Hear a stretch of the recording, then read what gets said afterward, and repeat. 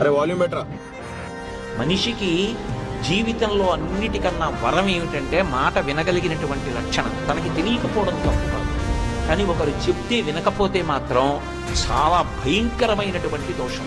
అందుకే మారీచుడు అరణ్యకాండలో రావణాసురుడితో మాట్లాడుతూ ఒక మాట అంటాడు, ఒరే నాయనా, ప్రియంగా మాట్లాడే వాళ్ళు లోకంలో ఎక్కడికి వెళ్ళినా దొరుకుతారు, కానీ పైకి ప్రియంగా లేకపోయినా మన మన అభ్యున్నతి కొరకు కఠినంగానైనా మాట్లాడేవాడు కోట్ల మందిలో ఎవడో ఒక్కడే ఉంటాడు.